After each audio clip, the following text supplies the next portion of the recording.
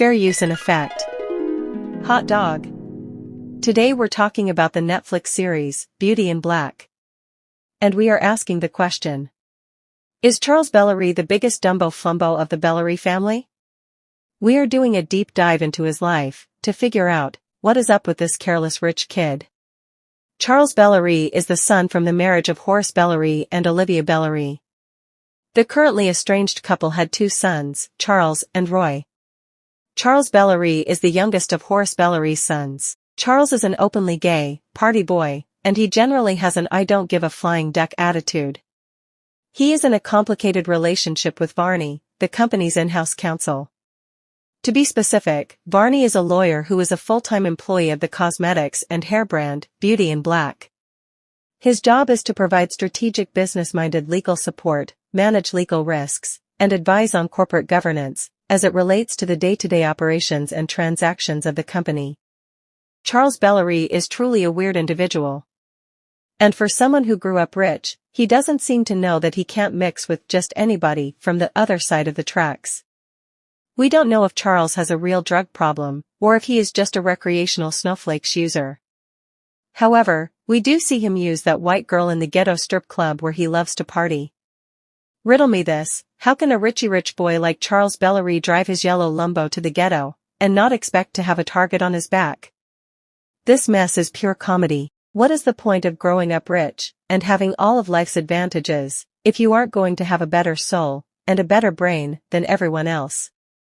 In Season 2, we see Charles bring a stripper, boy toy to his house. Can you believe that? This Dumbo Flumbo didn't want to go to a 5-star hotel to get his world rocked. Instead he wanted to show someone, who is living the degrading life of a stripper, exactly where he lives. As predicted, while Charles is sleeping, the thug, stripper boy toy, roams around Charles's house on a scavenger hunt to find the safe. When Varney comes to the house to influence Charles to attend the company's mandatory meeting, he is met with pure backlash from Charles. Even when Varney reminds Charles that he will automatically lose a percentage of his shares of the company. Charles counteracts Varney with a bratty attitude, of how much he does not care. When Varney bucks up into the stripper thug, he yells at him and tells him to get out. But, what does Charles do? He tells Varney to leave, and tells the stripper thug that he can stay a while longer. Can you believe this? Anyway, in 2 shakes of a lamb's tail, the stripper thug looks out the window, and a van, disguised as a company vehicle, pulls up to Charles's crib. The stripper thug lets them inside of the house, and they start to beat up Charles. Surprisingly, Charles knows how to fight. Charles slides on the ground and grabs his pistol that was harnessed to the leg of an end table. He then proceeds to pow most of them into deletion. At least one of them drove away. Charles lays there in a brief moment of shock, and then calls his brother Roy to get some help. But, Roy doesn't take Charles seriously and ends the call. Charles then calls his secret lover Varney, who is busy and doesn't get a full understanding of exactly what Charles needs. Later in the scene we see Varney come back to Charles's house, to see Charles doing some Texas Chainsaw Massacre type-ish on the bodies. I guess Charles didn't watch Breaking Bad, nor Nip Tuck because those 2 TV shows literally teach you how to get rid of a body. Anyway, as Varney stands there in disbelief, more thugs break into the house, masked up like ICE agents, pretending to be the police. We don't know what happens next because we are patiently waiting on Part 2 of Season 2 of Beauty in Black to premiere. But in the meantime, let's talk about the possible reasons behind Charles's Dumbo Flumbo mentality. Firstly, it is crystal clear that Charles grew up in a dysfunctional home, and that the Bellarie family is living through a generational curse. If we look at his mother, Olivia Bellarie, we know that she married into that family with her own bag of issues. I mean, what kind of person decides to jump off the dresser with their brother-in-law? Yes, that's right, Olivia gave the kitty cat to Norman. The woman could go and creep with any man that she wants to. After all, Chicago is filled with fine, chocolate, and banana cream brothers. But no.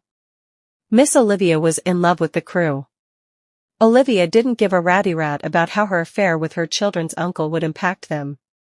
Next we have Charles's father, Horace. He has a clear and distinct disdain for his sons, especially Charles.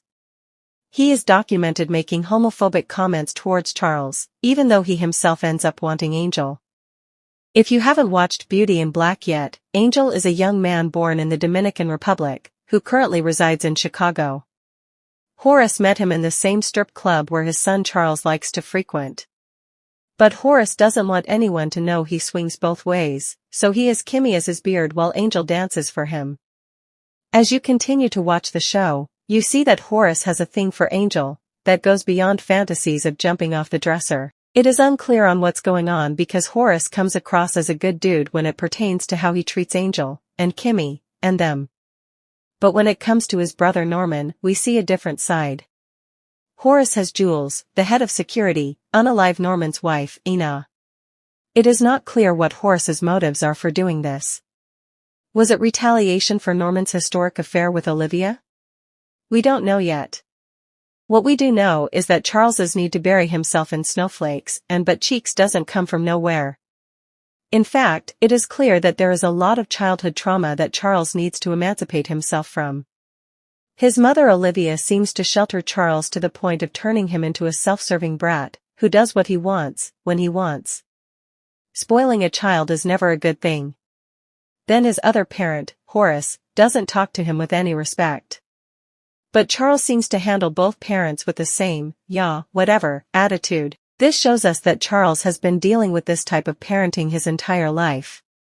Charles is clearly acting like a Dumbo flumbo because he has been given the luxuries of life without having to lift a finger to achieve it. We all know that in order to have high self-esteem, you need to work for it. The gift of receiving doesn't make you of high value. Unfortunately, for now, Charles is just another dummy with money. Like this video. Tag a friend. Come on, subscribe now.